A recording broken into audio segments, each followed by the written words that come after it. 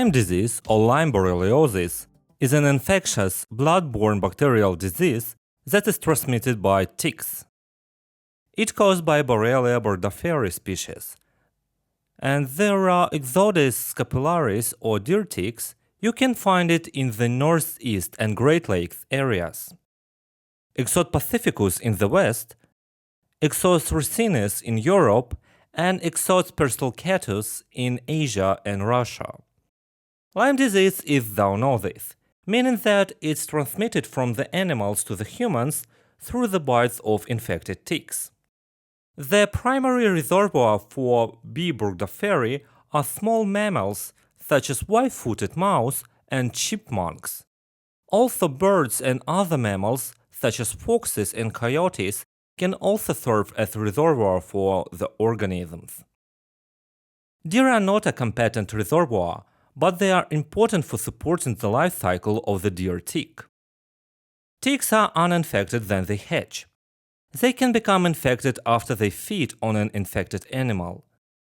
The bacteria live in the midgut of the tick, which must remain attached to a host for 36 to 48 hours or longer for the spearhead to travel to the salivary glands so it can be injected in the host.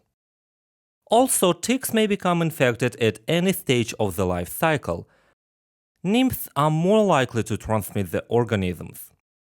This is because their small size, less than 2 mm, make them more difficult to detect than adult ticks. Consequently, nymphal ticks are less likely than adult ticks to be removed before the organism can be transmitted. The most significant risk factor for the Lyme disease is exposure to ticks in an area where the disease is prevalent. The majority of Lyme disease cases occur in spring and summer, corresponding with the peak activity on nymphal ticks and humans' frequent outdoor activity. Most transmissions occur from late May to September, the nymphal ticks' activity at the highest. The pathogenesis of Lyme disease is predominantly driven by the host immune response to the spearhead. During the first stage of infection, after transfer of the organism to the skin, inflammation ensures that leads to an erythematous lesion at the site of inoculation. The spearhead does not produce toxins. However, it can disseminate via the bloodstream or through the lymph vessels.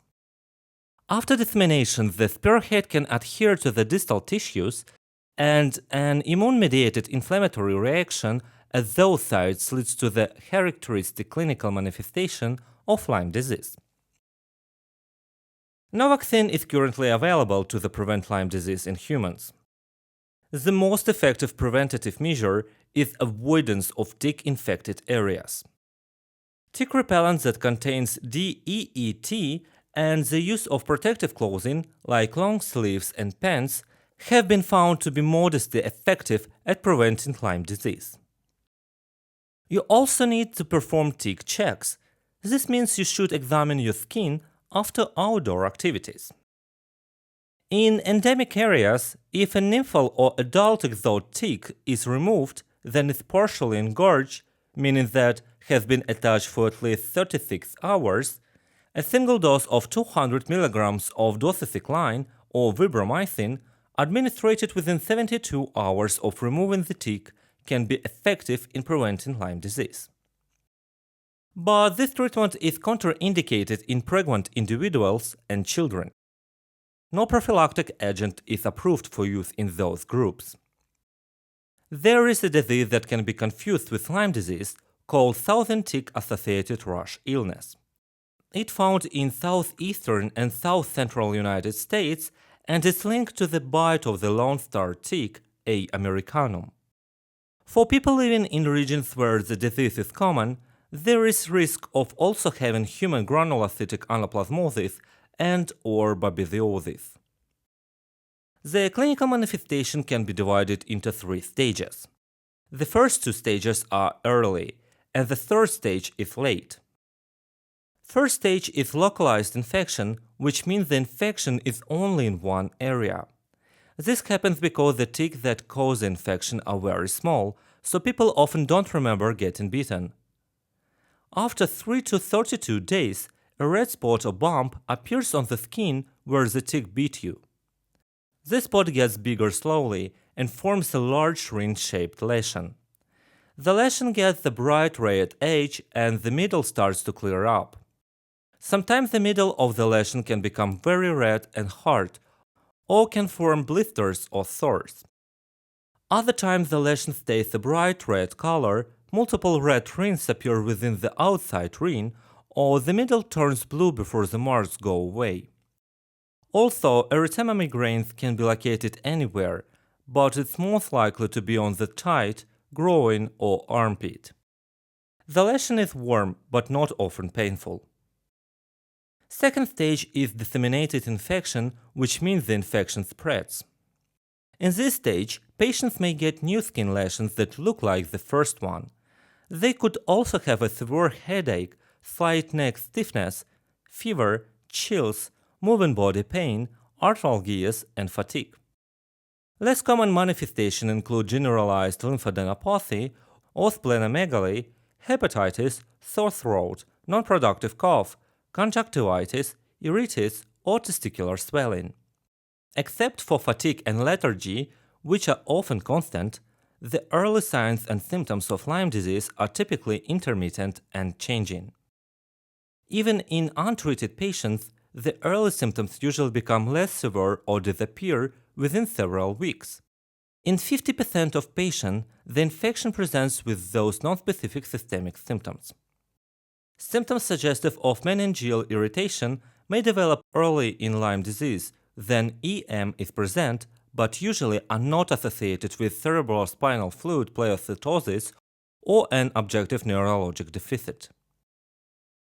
After several weeks or months, about 15% of untreated patients develop clear neurologic problems, including meningitis, encephalitis signs, cranial neuritis, including bilateral facial palsy, motor or sensory radicular neuropathy, peripheral neuropathy, mononeuritis multiplex, cerebellar ataxia, or myelitis alone or in various combinations. In children, the optic nerve may be affected because of inflammation or increased intracranial pressure, and those effects may lead to blindness. A few weeks after getting sick, about 8% of patients have heart problems. The most common abnormality is a fluctuating degree of atrioventricular block, first degree, Wonky-Bach, or complete heart block. Some patients have more diffuse cardiac involvement, including electrocardiographic changes indicative of acute myopericarditis, left ventricular dysfunction evident on radionuclide scans, or, in rare cases, cardiomegaly or fatal pancreatitis. Heart problems usually last a few weeks, but may come back if patients aren't treated. During this stage, patients commonly experience pain in the musculoskeletal system. The pain usually moves around in joints, tendons, burrs, muscles, or bones, usually without joint swelling, lasting for hours or days and affecting one or two locations at a time. Third stage is persistent infection. Several months after infection, without antibiotic treatment, 60% of patients develop clear signs of arthritis. This typically includes intermittent episodes of oligoarticular arthritis in large joints, particularly the knees, which can last for weeks or months in one joint. A few small joints or surrounding sites may also be affected, mainly during early episodes. The number of patients with recurring episodes decreased each year. However, in a small percentage of cases, the involvement of large joints, usually one or both knees, persists and can result in erosion of cartilage and bone. Chronic neurological involvement, while rare, can sometimes occur months to years after infection onset, often following prolonged periods of latent infection. The most common form of chronic central nervous system involvement is the subtle encephalopathy affecting memory, mood, or sleep. The most frequent form of peripheral neuropathy is an axonal polyneuropathy, which is manifested as a distal paresthesia or spinal radicular pain. after antibiotics treat the clear signs of this infection, about 10% of patients still have subjective pain, mental function issues, or fatigue. Those symptoms usually get better and go away within months, but they can sometimes last for years.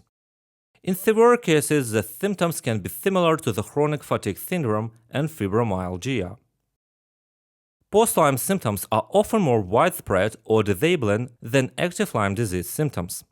They can include extreme fatigue, severe headache, pain all over the body, multiple tender points in specific places, pain and stiffness in many joints, tingling all over the body, difficulty concentrating, and sleep problems.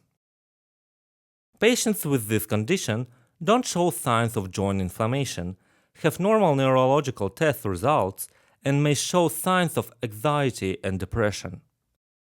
In a clinical diagnosis of early localized Lyme disease is based on history of potential exposure to tick in an endemic area and the presence of the characteristic EM rash.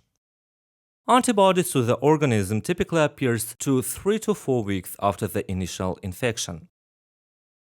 Consequently, serological tests are not indicated in patients with EM because most will not have detectable antibodies.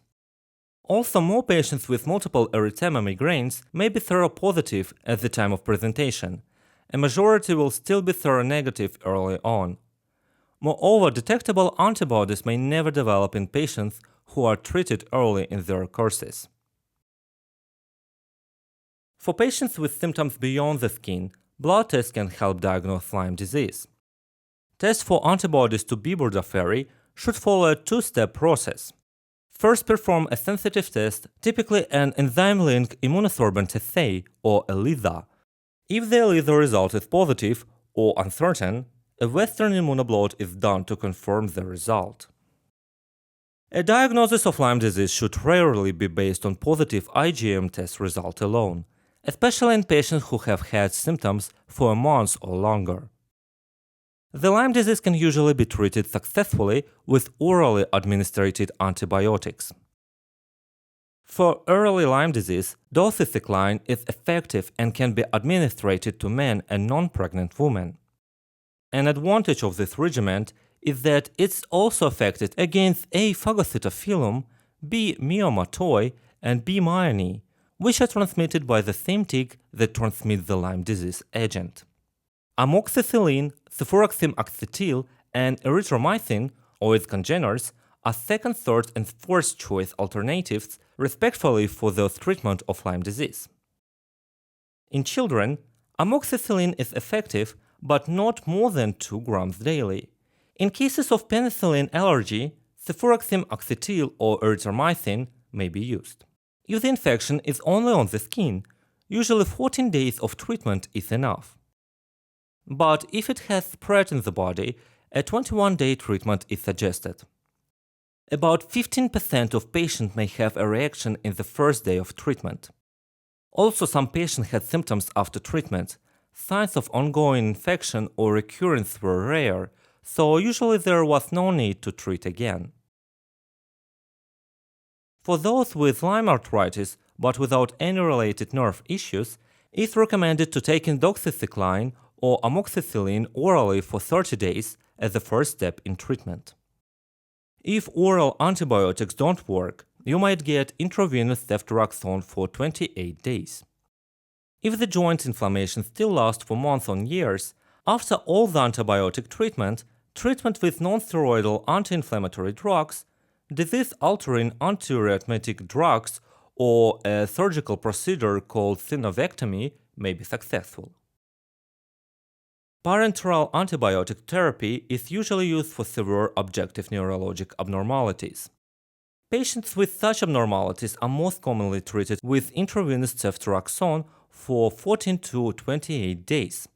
But intravenous cefotaxime or penicillin G for the same duration also may be effective. Because B. burgdorferi can cross the placenta, pregnant patients with active disease should be treated with parenteral antibiotics. Doxycycline should not be used in pregnancy. Treatment for pregnant women is similar to that on non-pregnant adults and includes oral amoxicillin or cefuroxime acetyl for 2-3 weeks. Some people who have been treated for Lyme disease may still feel tired, have joint pain, muscle pain, or think they have trouble thinking clearly. Those symptoms can last for weeks or even months after treatment. This is known as post-treatment Lyme disease symptoms. If those symptoms last for 6 months or longer and make it hard for you to do your daily tasks, it's called post-treatment Lyme disease syndrome. The best way to manage patients is to focus on easing symptoms rather than giving more antibiotics.